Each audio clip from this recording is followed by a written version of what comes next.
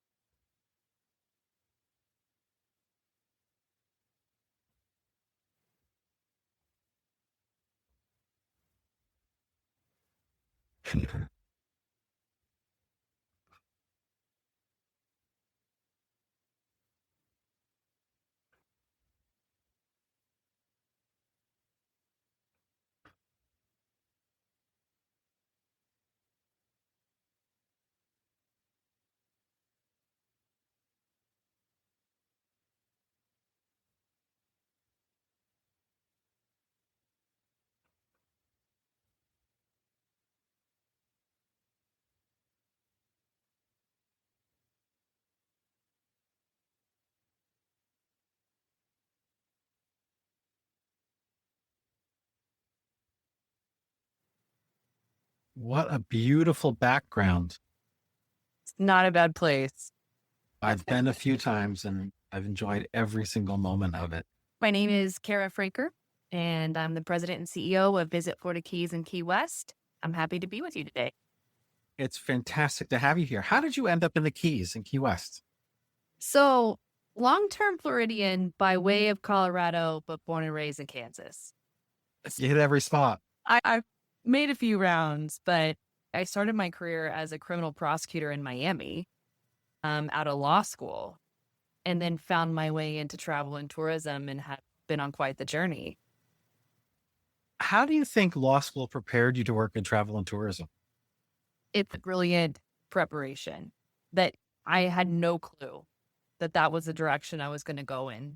But to be able to analyze kind of with that legal thought process that goes into a lot of what we do at this high level, as you know, as a former CEO of a destination, there's so much legal liability, contract negotiations, politics, and the courtroom 100% prepared me for that.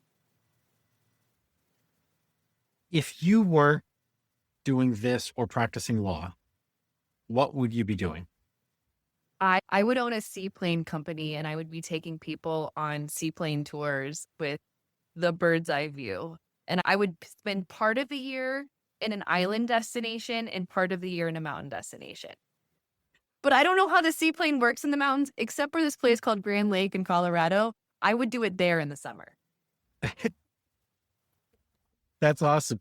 You know, it's funny because I'm a digital nomad. I sold my house and everything in it 4 years ago, and I travel full time. And I tell people I don't see myself being any one place for 12 months a year.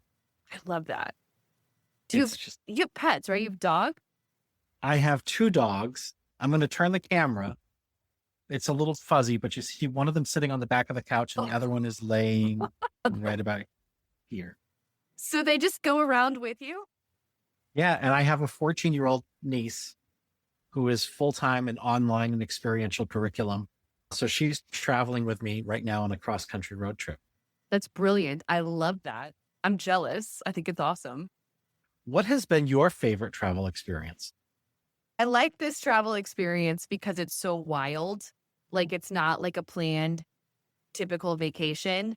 My husband has worked for the Department of Justice for better part of the last decade handling the most grisly crime across the country, gang cases, organized crime cases that you can imagine. And he had this really long trial in Alaska, like a 2-3 month trial with some really bad folks. And so my daughter and I went out to visit him, and we just packed this itinerary of doing she's 9 now, so she was probably 6 or 7. And so he was in the courtroom dealing with all of the insanity of that case, and we were in a helicopter landing on a glacier, and just the 2 of us and the pilot. And so Yeah. that was just something that I woke up that morning and I'm like, "Lola, you wanna go land on a glacier? Let's go do it." Yeah. That's the best thing. I tell people, leave time in your schedule to get lost or to fill it in with those things that just are on a whim. What's something that you would suggest to people who are visiting the Keys that they fill in that spare moment with? There's just so much, especially people who are into water, the environment, wildlife, because if you like sea turtles, you should go to a sea turtle release. And that happens all the time in Marathon at the Sea Turtle Hospital. If you're into manatees, you can go paddleboarding and see manatees in a bunch of places. You can see crocodiles if you're in Key Largo. Bird watching is incredible. So anybody who's into wildlife, I would say pick your favorite animal, key deer. Like do you know what key deer are? They're like the They're size tiny. of dogs. Yes, like deer the size of dogs. Yeah. Elk. And it was like elk were so giant compared to the deer. But I tell people all of the time, you need to spend time with wildlife. Do the bars, do the attractions, go out in a boat, do all of that. But figure out how you can spend some time with nature. So, how did you end up in the Keys? So I was in Colorado, and I knew that eventually I wanted to make my way back to Florida, which is where I'd spent a lot of time. And so when the Keys position opened up, it was a typical recruiter position, and applied for it and went through all of the nuances.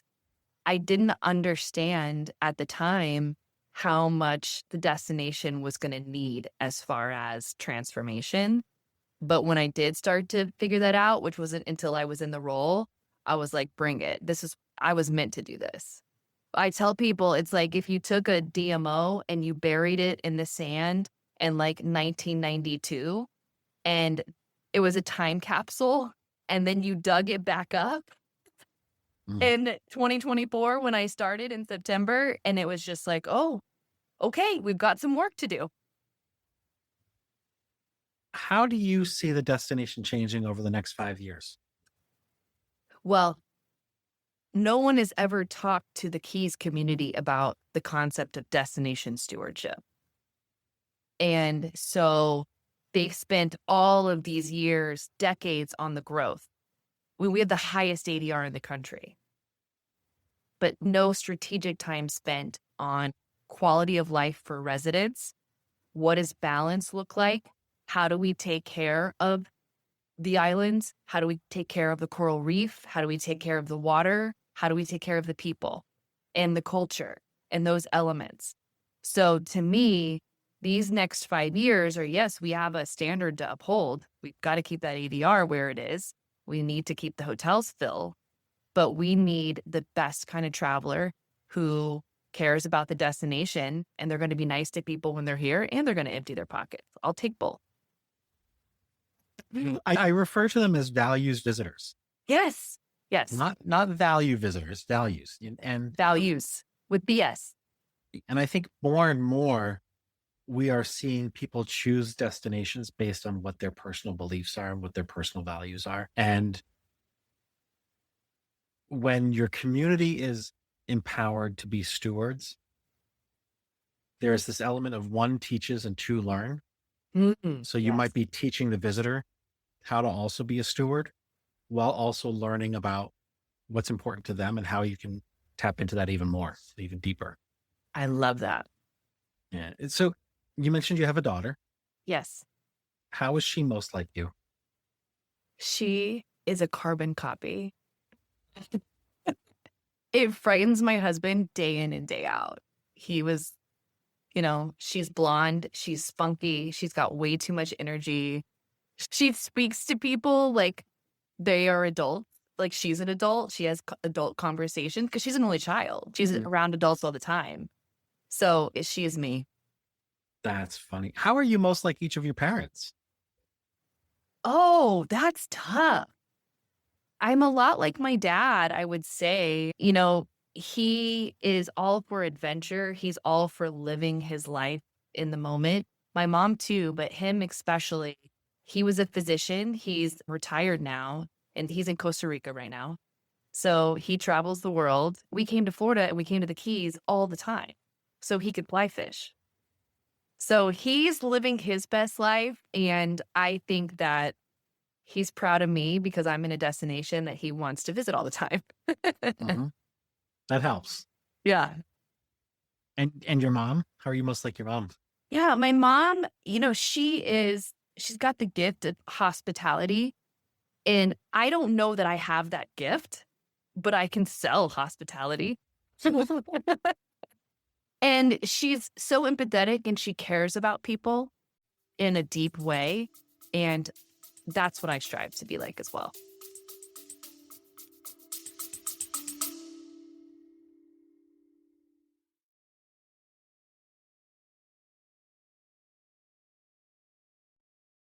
Before we dive back in, a quick word from our sponsor, Learn Tourism, the nonprofit academy, where we're dedicated to transforming the tourism industry with 4 key services: our cutting edge learning experience platform, which offers robust analytics and seamless updates, our custom course development, which ensures tailored learning solutions, subject matter experts who provide deep insights and valuable knowledge, and of course, our engaging speakers who are here to inspire and educate with impactful presentations. Discover how we can elevate your tourism education at learntourism.org.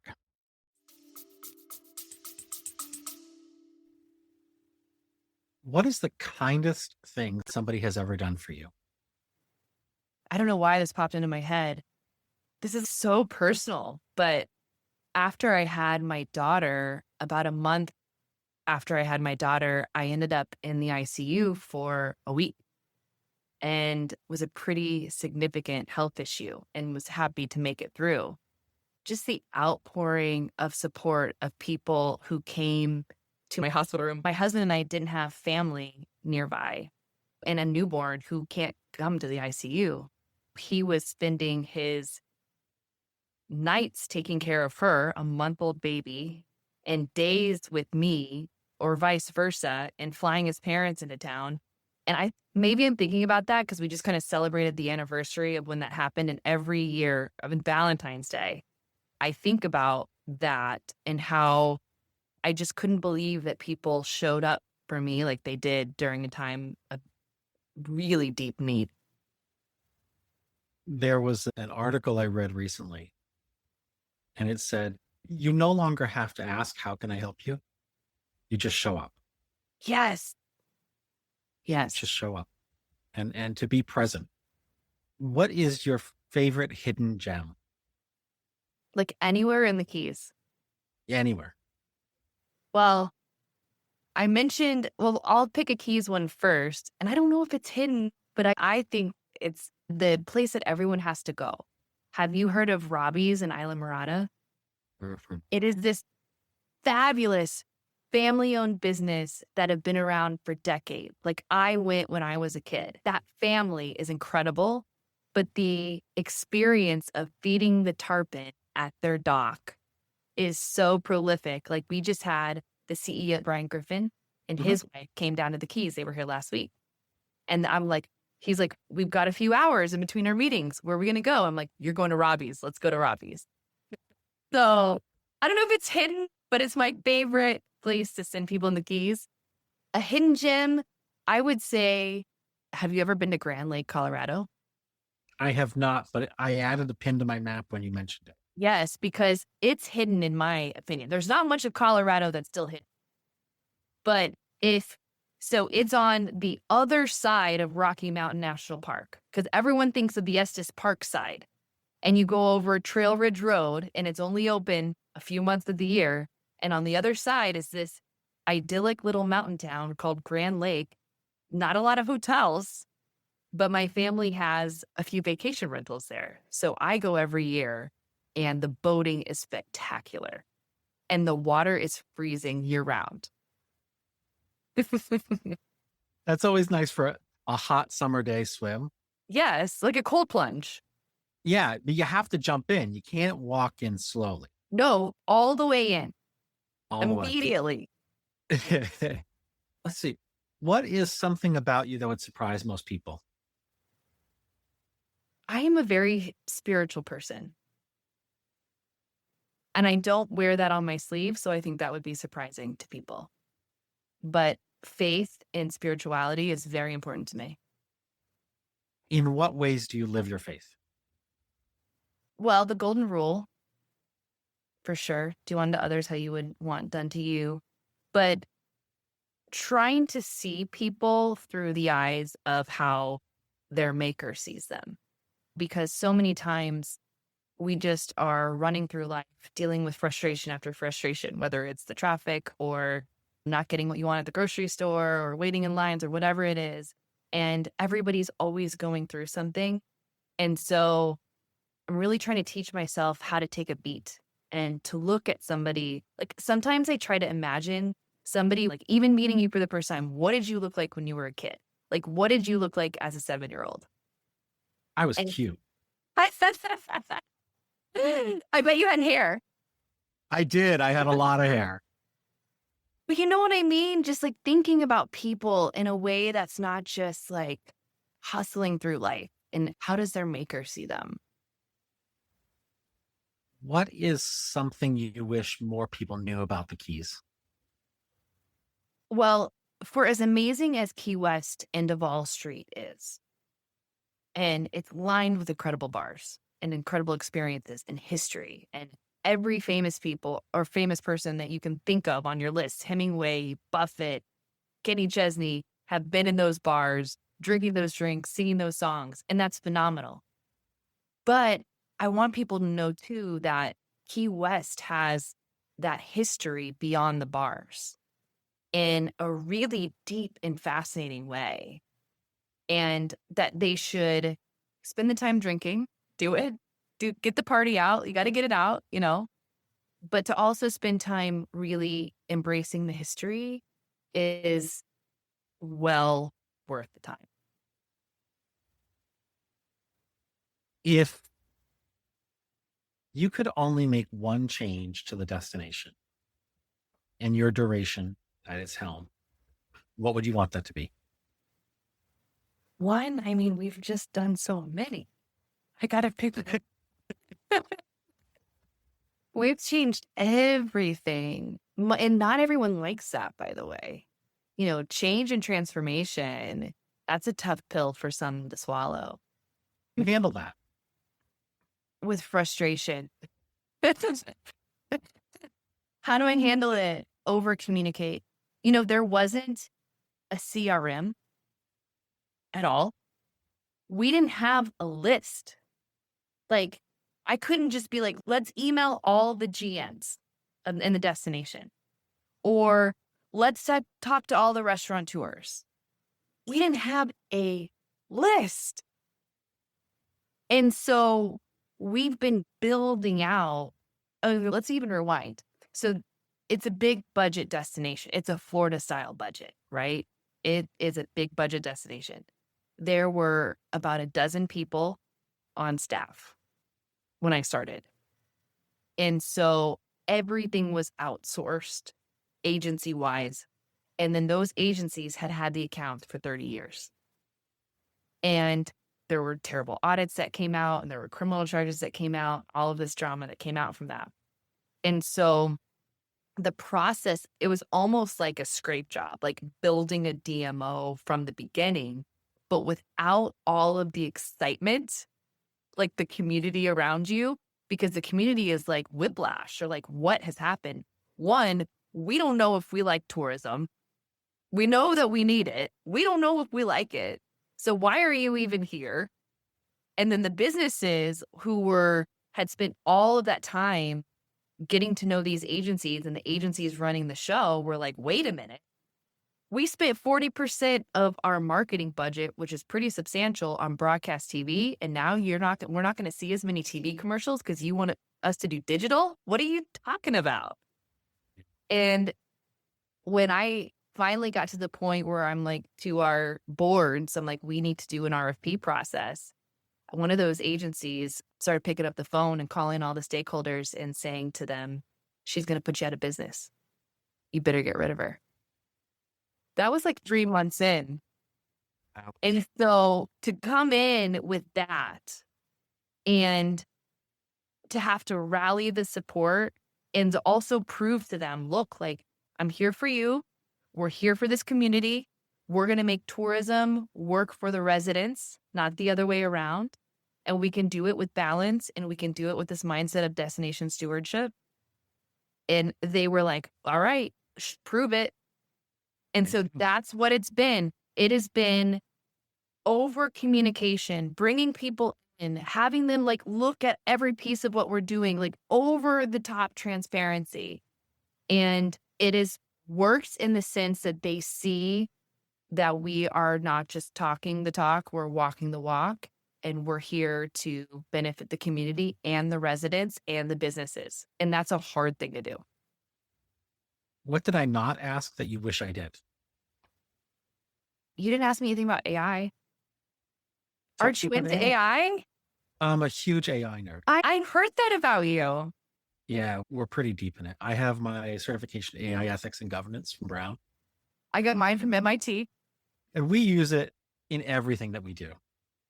Everything, from being better at our meetings and communication to creating better curriculum for ambassador training or resident training or, even just email follow-up. Yes. We use it for everything. So I feel like it is the duty of the DMOs to teach our businesses, especially the small businesses, how to harness AI. And I think that we need to be the clearinghouse for all of the different LLMs and how they're going to pull the information if they can count on the DMO, because the website's obviously going to be a different animal going forward. It ain't about SEO, as you know, anymore. So then, but if we can be the trusted source, the trusted advisor, if I can make sure that they have a list of the top fishing guides and we're not relying on other things and that they have visibility, and if I can teach them about their tech stack and what that means and how to clean their data, that's like foundation one. And the next step, I think, is like agents, but Yeah. it scares people when we talk It like does it. because the traditional SEO is gone. Yeah. It's gone. Gone. And, destinations, I think it was Patrick in Buffalo. Mhm. And he mentioned that the metrics for determining web performance are just Out the window. way off whatever they expected 3 years ago, because Yeah. you're not getting the direct hits as much as you were, No. but you still have to somehow find a way to quantify that the work that you're doing is working. So then if we as DMOs position ourselves as the educator for our businesses, then I think that's an easier sell to change the KPIs. Look, we are like all the CEOs are saying, we are harnessing this technology forward. We're going to fail forward. We're going to try stuff. We're going to do this. This worked. This one didn't. Here, let me show you how it works as we're doing it. We're not the experts, but let me introduce you to this person, this person, this person. Then we become the trusted advisors when it comes to tech, and travel is not known for that. And then next step, let's change the KPIs because they're changing one way or the other. But what we have to make sure is that, oh, you guys are irrelevant. We don't need you anymore. Yeah. It makes perfect sense. And don't you think it goes hand in hand with the idea of destination stewardship? Absolutely. You have people, place, and profit, right? The Yes. 3 Ps of stewardship and sustainability. And without those working in tandem, everything is askew. And it's Correct. the role of a DMO has shifted from being responsive to solely the hotel revenue manager Mm-hmm. to being responsive to the community.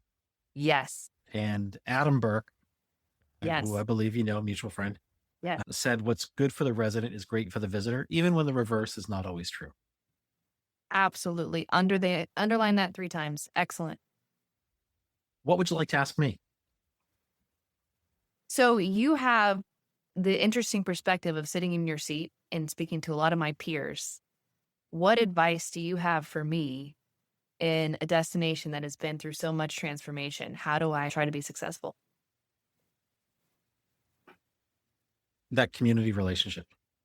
Mm. The most successful DMOs I see out there are the ones that can harness community support. You already said this, but it is education. Mhm.